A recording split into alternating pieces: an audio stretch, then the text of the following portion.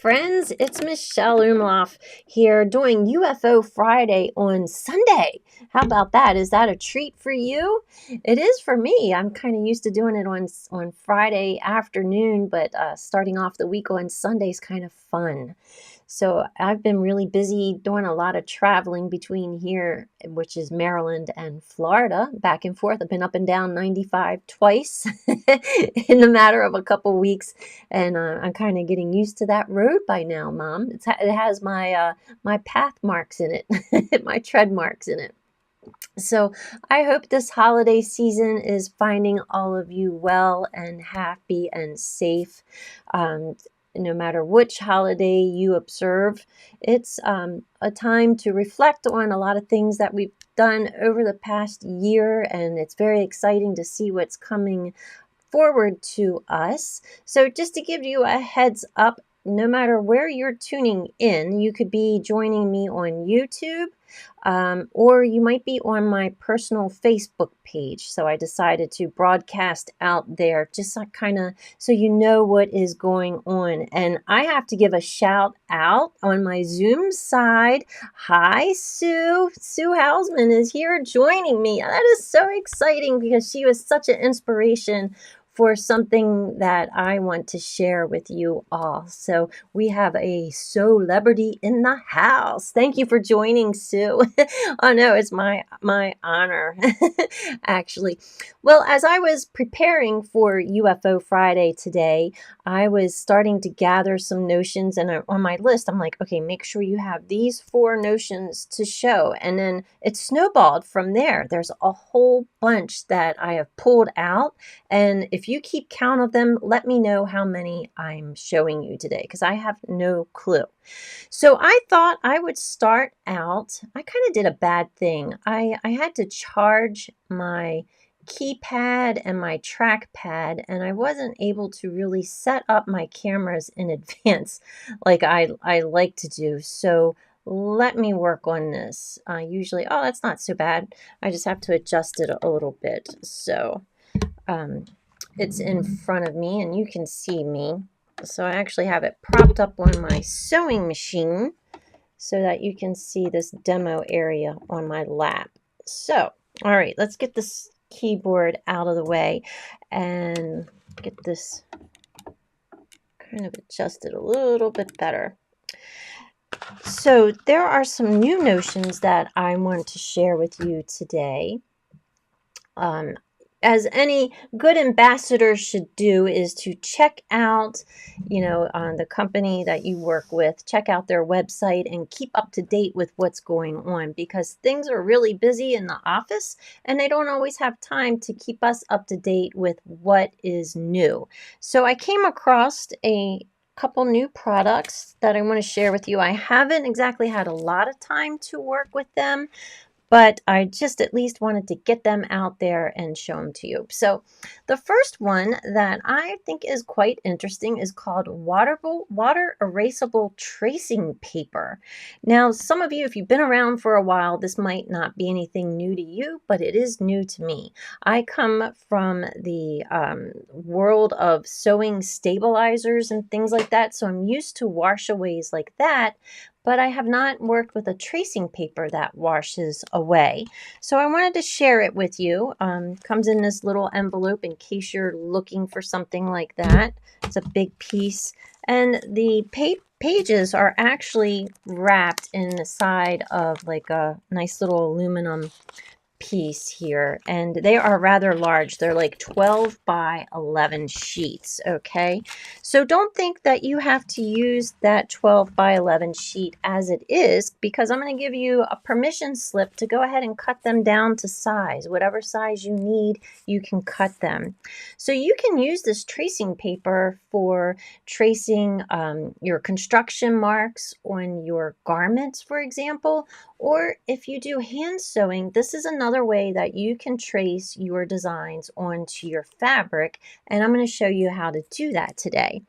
So what are you going to use to do this tracing with, right? Well, I guess I should say Clover notion number 2 is another brand new notion.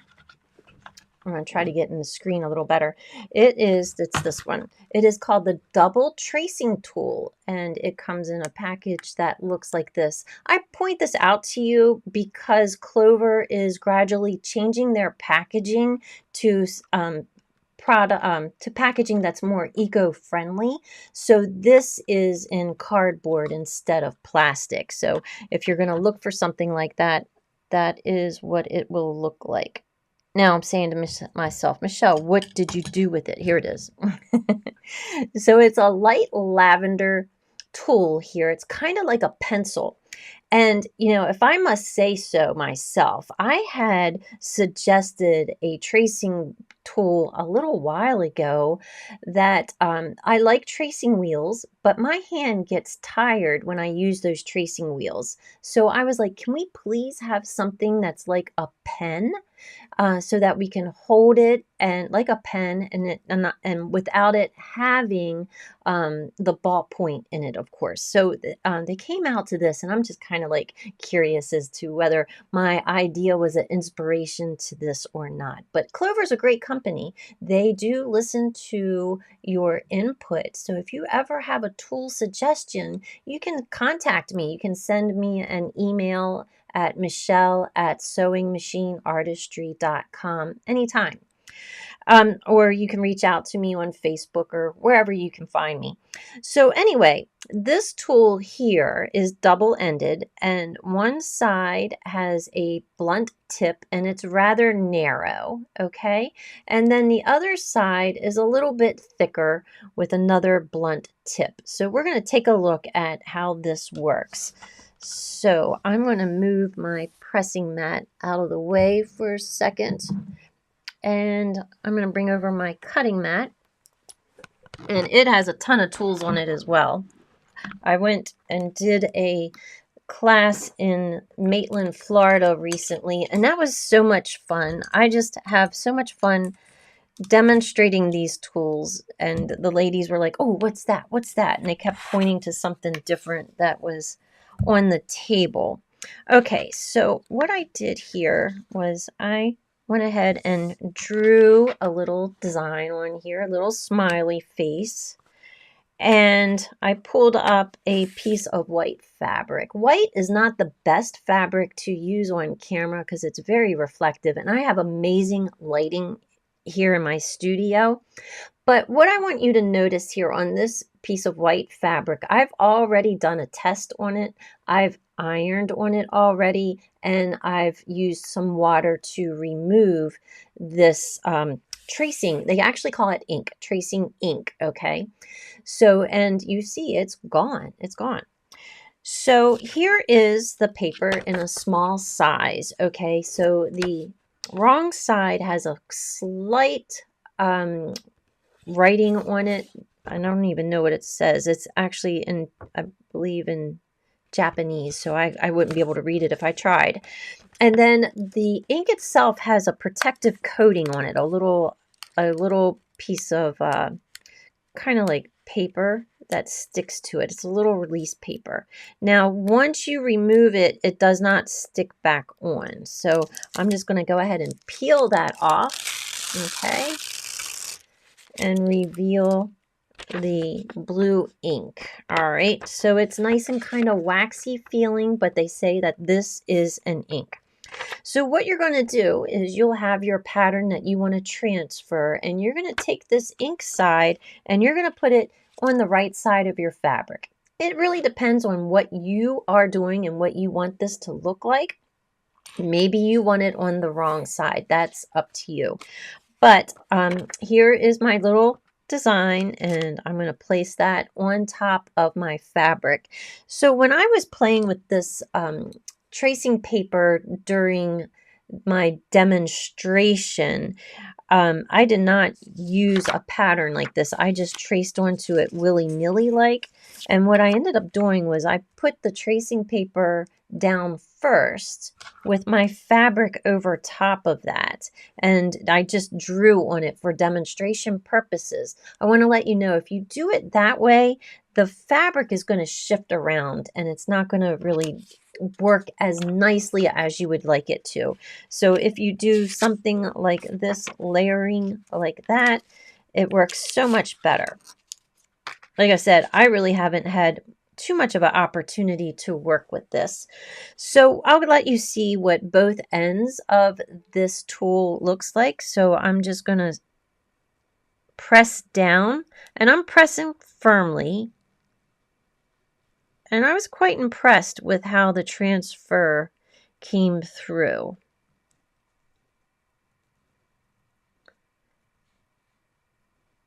I'm glad I decided to do something with a thick lines. So if you like to do hand sewing and come up with your own patterns, or maybe get inspired by patterns that you see in other places, this is going to be the tool for you. All right, are you ready for the big reveal? I can see some faces out there, so let me see the anticipation. Ready? Ta-da! There it is. Okay, well, I needed to push a little bit harder, but that transfer is really good. It's very easy to see. So with a little bit of practice, I'll have that perfected in no time. So that is very nice. So let's talk about removing this, some of the options that you may have. So you might think that if you have to use water, are you going to use like maybe a little dampened sponge, or are you going to spray it with water when you're finished? How are you going to do that?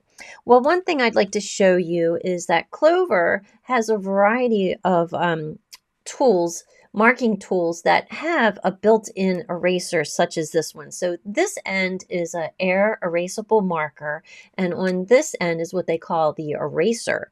And I can use this to easily remove those lines. So I'm just going to brush right over it. I didn't bring a spray bottle over here to try that, but it worked really well, as you can see on this piece. Before I even started, that none of this blue marking was visible. So I like that when we can hide the evidence, right? Trust me, I used to work for the government. And if you're on my private Facebook page, if you know what I'm talking about, give me a thumbs up or a laugh about that one. So there, I just erased that, and it is invisible. Like I said earlier, before I did press on that, and the mark did not stay. So very impressive for the water erasable tracing paper. So you can look for that in one of your local stores, or you can look for it on Amazon. You can even go to clover-usa.com if that is something that you're interested in. I do not sell products. I have enough to do. So I'd rather refer you somewhere. And at this point, my affiliate links aren't functioning, so I don't have anything like that for you to use at this time. So Clover came out with another tool. It kind of complements this one. It is called, whoops, that's the wrong one. It is called the why do I want to say Meta? That is on my mind. The metal hair marker with stylus, okay?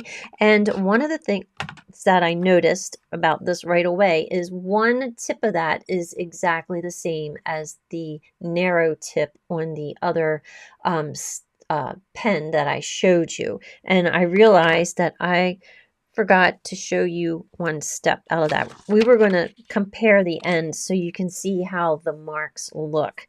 So this is the narrow end. It's just like this end on that metal hair marker. And I'm just going to draw, whoops, wait a minute. I'm going to put my paper down there so that I can draw right on there so you can see what the narrow one looks like versus what the thicker line works like. Now, I haven't done this myself, and if you follow me, you know sometimes I do things like right on the fly, so we'll see what that looks like. So look at that. That looks great. So a slight difference in that. It may depend on how hard you press on that down, but they make really fine marks, and I'm pressing firmly, but I'm not pressing to the point where I feel fatigued. So there we have it. Okay, so back to the metal hair with stylus. So you can see on this end, it's just like the tool I showed you. And on the other end, this is kind of like a hair marker. I have something similar to that. The hair marker was actually the first tool that I bought as a sewing tool, and I got that at the Martha Pullen. Boy, that was back in 2007. And boy, did I feel like I was the bee's knees with this tool. So the hair marker is really handy. So it looks like it's a little different, right? One's metal, one's more rounded and larger, and this one is metal. What's really interesting about this one is that it's scooped. So let's see if you can see that. You can see how it kind of raises up just a little bit. So it's not perfectly flat, but I'm just wondering like if you might have something that you might want to scoop up that you press down on it to kind of raise it up. Okay, so I am going to use this a little later when I sew so that you can see about using it as a stylus or like a stiletto and whatnot. But for a hair marker, some of the things that you can do with a hair marker is to mark your fabric. And one thing I particularly like to do with a hair marker, and you know, I'm totally going rogue here because I really didn't think about demonstrating this part.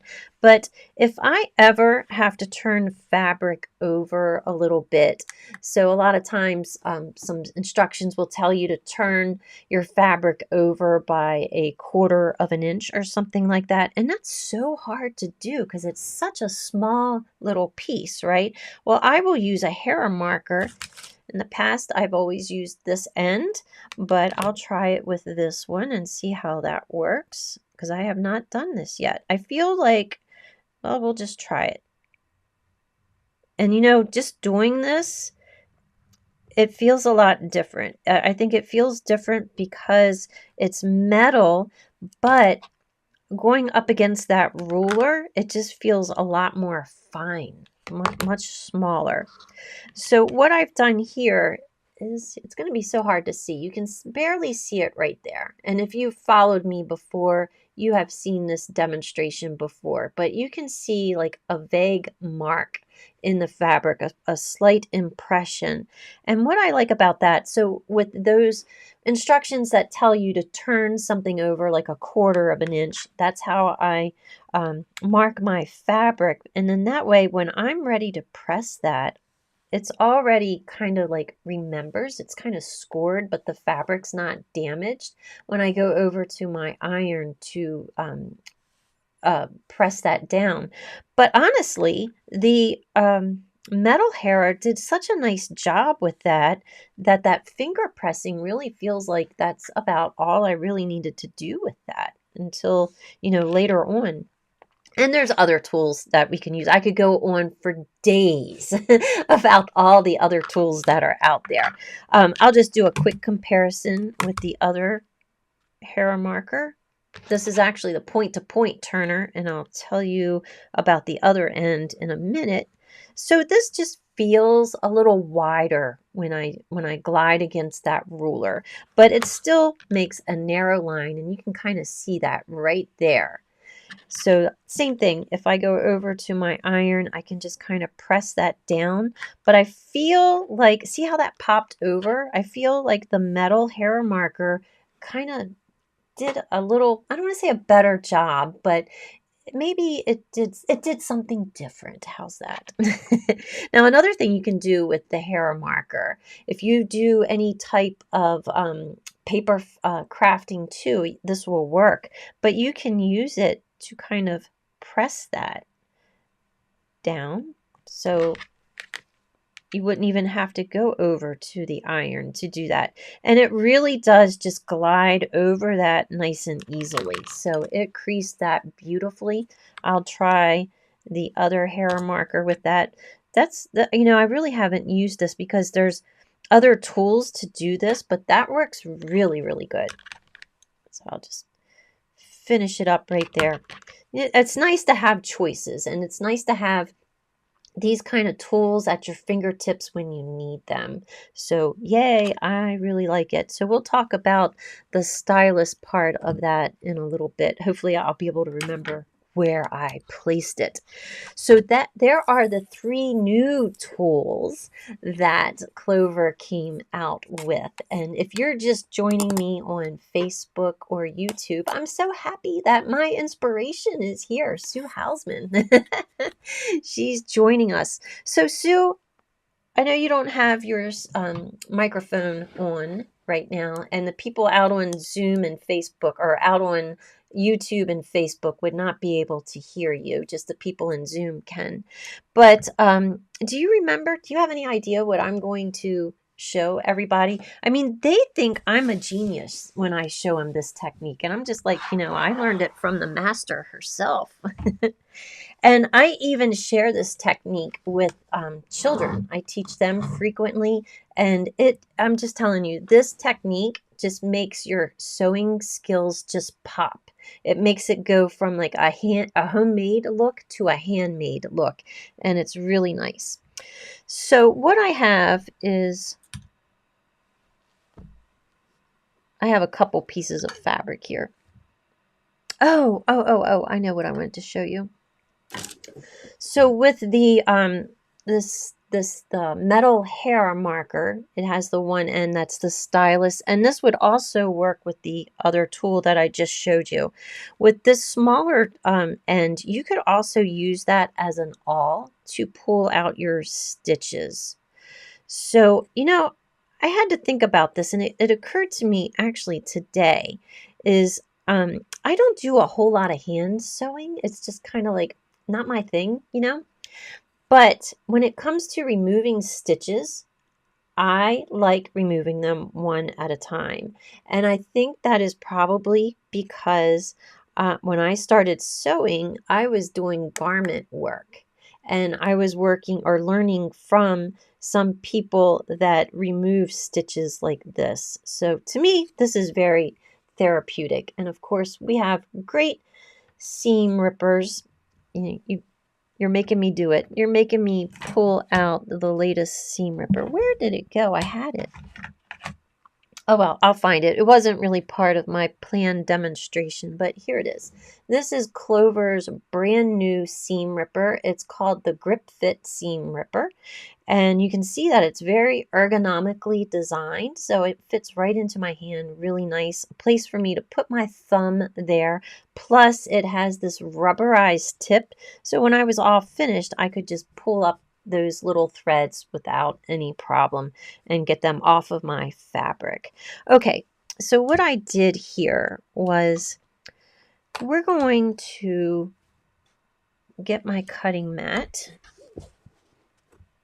And I am bringing out Clover's Wonder Fuse. So a lot of us sewers and quilters and crafters, we keep our scraps, right? And you have your limits of to how small those scraps are going to be.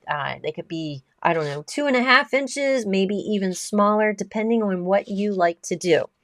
So these are my scrap pieces of Clover's Wonder Fuse. Clover's Wonder Fuse is a fusible web but it's on paper, okay? So it has a paper backing to this. So there's other types of fusible webs out there, and I say they all have their time and their place.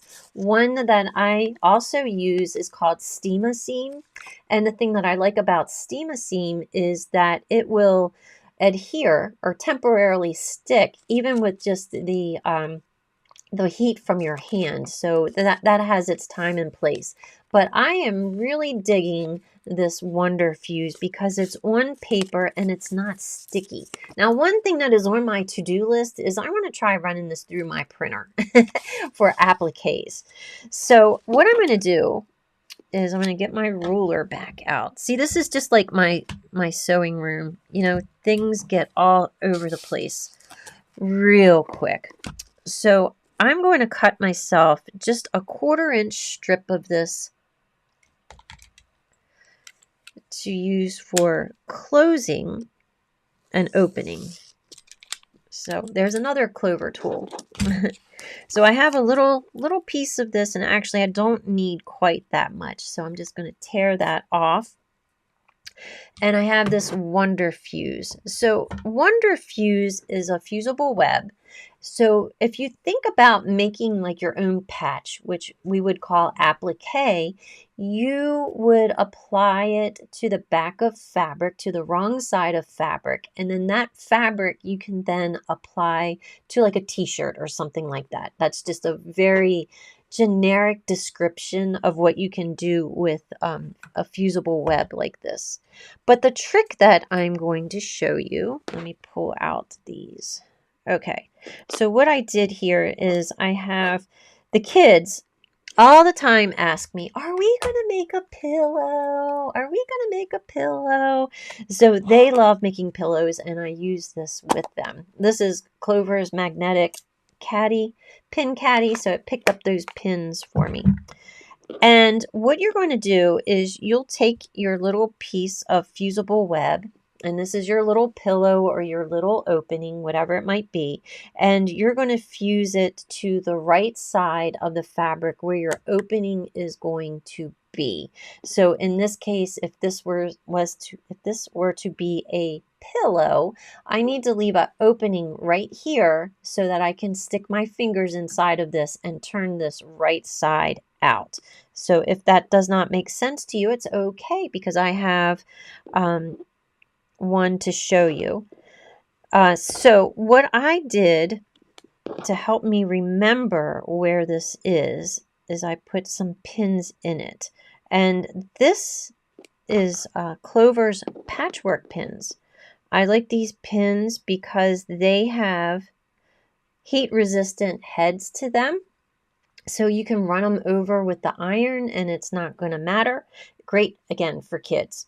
So all I have to do is peel that off. Now, the comment I hear all the time in class is, but Michelle, it's not there. And yes, it is. It's just so lightweight that you won't even notice it. Now, luckily, I picked the right color fabric and you can see it on there. But the nice thing about this is it's not going to gum up your needle. That's always a concern.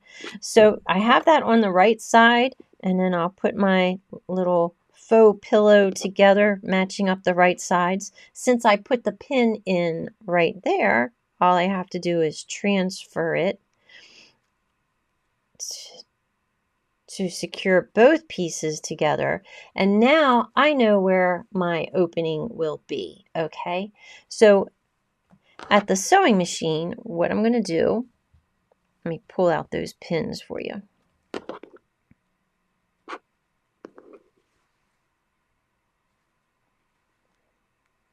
So at my sewing machine, I would know that I would start sewing here and end over here. And what you want to make sure that you do is back stitch at the beginning and the end on these two ends so that it reinforces the stitching and it won't come apart. Okay, so I've sewn all the way around for you. All I can say is ouch. I always keep track of my pins because I don't want my cat to get them. So, okay, so the Wonder Fuse is right here. You can see it just a little bit of a shine, okay? So I'm going to clip my corners first. For those of you that are new to sewing, when you have corners like this, you want to make sure you give it a nice little clip. Sometimes I'll do that. Sometimes I'll kind of like grate it, depending on how much excess fabric is in that seam allowance.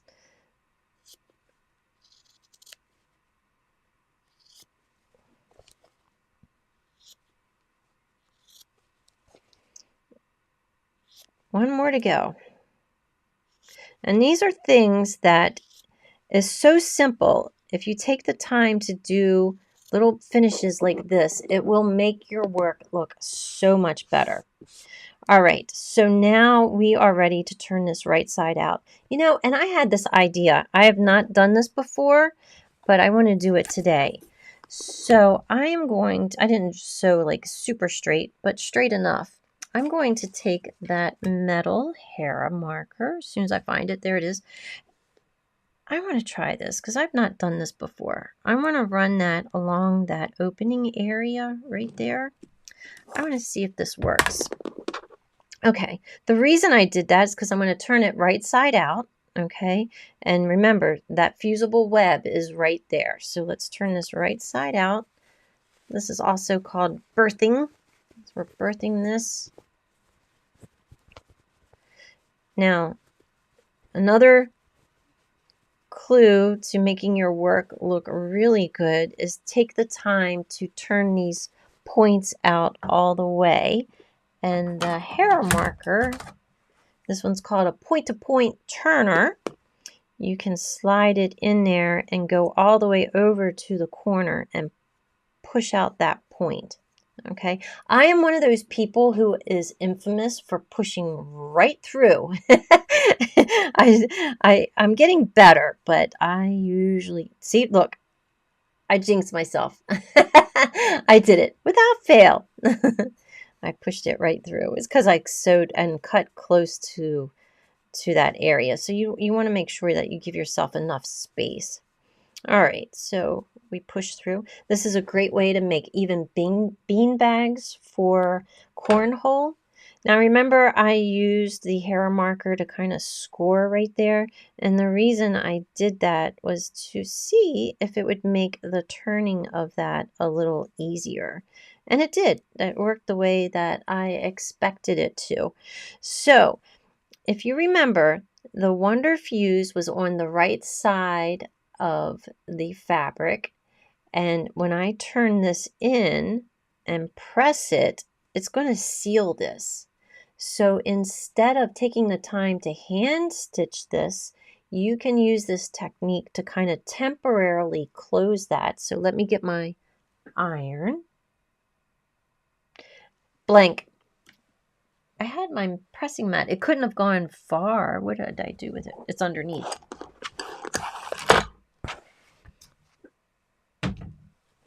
Another Clover tool that I'm going to show you. I don't know. I've probably shown about a dozen of these so far.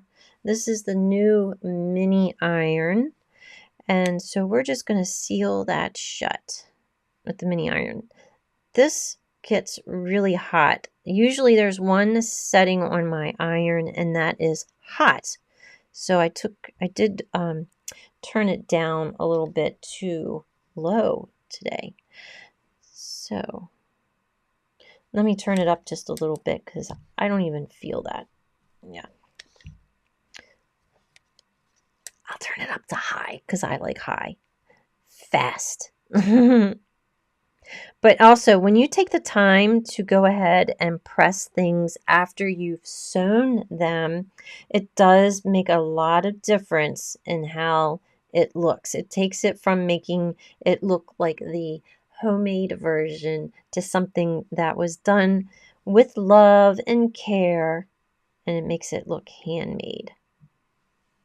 So you can even see how much nicer that already looks by taking the time to press this. This iron is quite impressive. When I demonstrate at the expos, I will use this. It takes up very little space, so I usually have a small table at the expos, and I can have this with me to do any kind of pressing that I might need. So you can see how nice that already looks. Just like that. And it's, let me do it from the other side.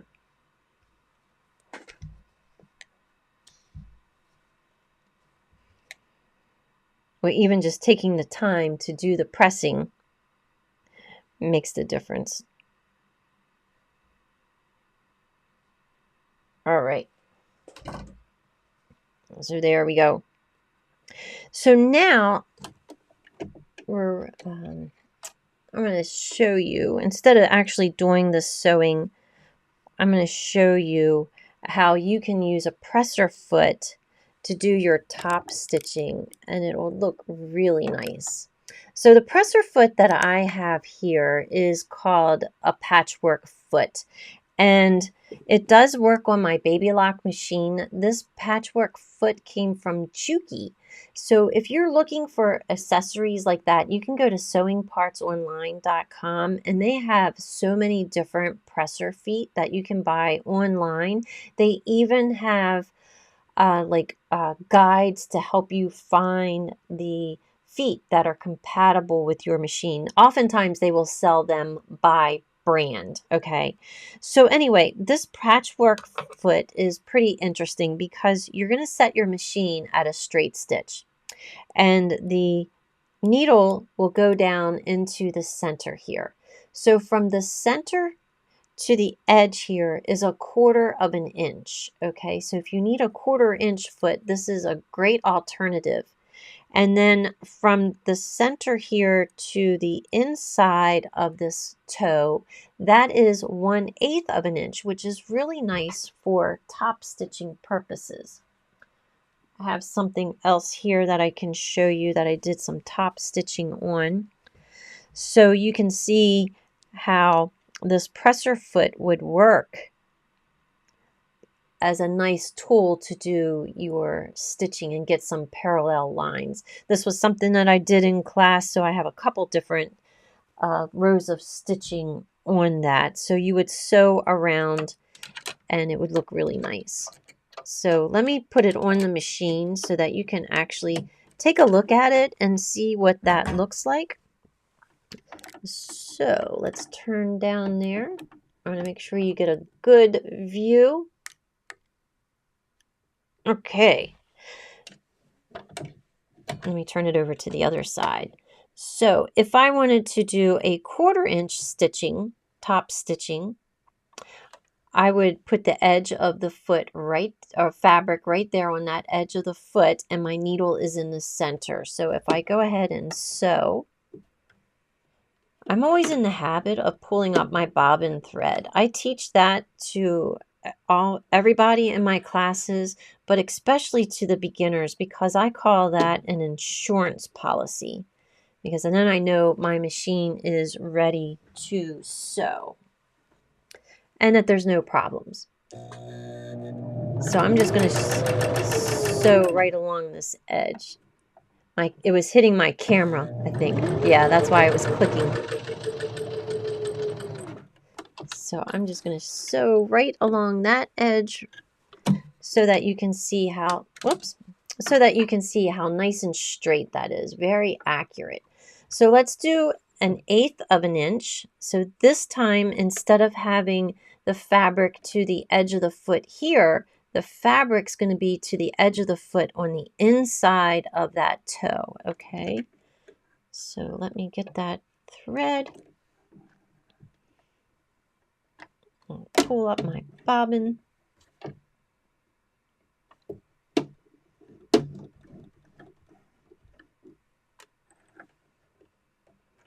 I love to have tweezers too.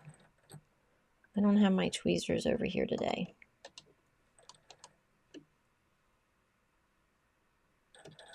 Oops, wrong. There we go.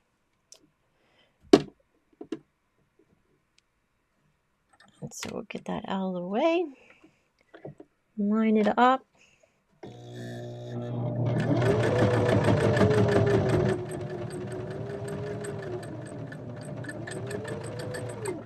So by doing a top stitch, you will also close up that opening.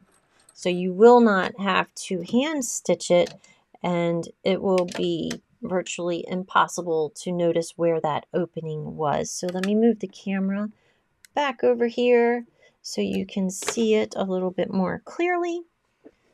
Let me focus it for you. And there you have it.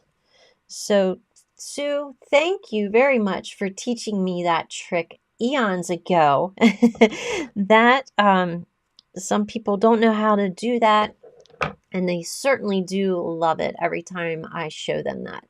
So that is a way, an alternative to hand stitching and opening closed by using the Clover Wonder Fuse double-sided fusible webbing. So there we go. All right, so that concludes UFO Friday for today. Thank you for joining me on a Sunday. It's kind of nice to get together with everybody.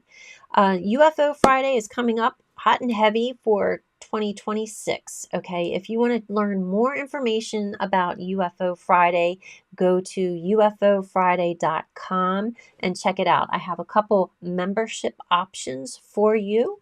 One is free and one is a paid option. And I've been working on it, my schedule for 2026. A lot of great things are coming. I am a person who likes the element of surprise.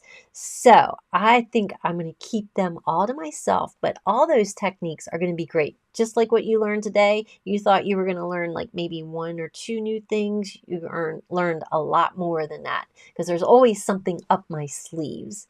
And I look forward to 2026 because I'm going to start doing some online classes too. So I have a lot of classes that are in my vault, a lot of great information to share with you all.